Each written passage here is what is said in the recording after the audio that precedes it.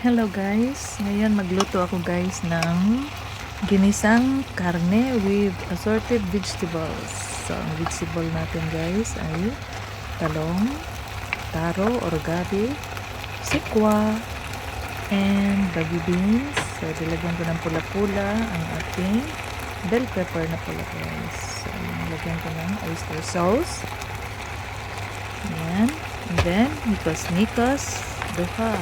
Ayan, nikos-nikos natin guys.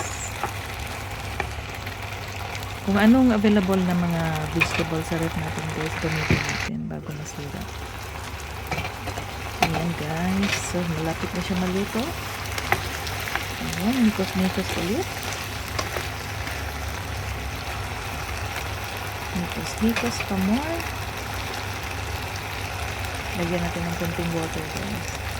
Kasi hindi pwede kung water lang galing sa vegetables ang hindi maluto yung taro natin, medyo matigas yung taro, yung ating gabi.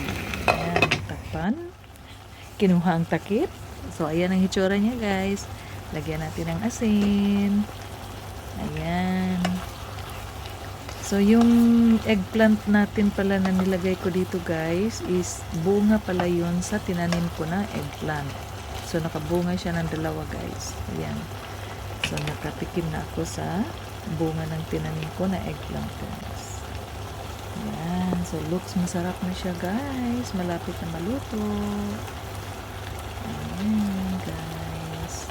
Gusto ko dito ang taro. Ang gabi.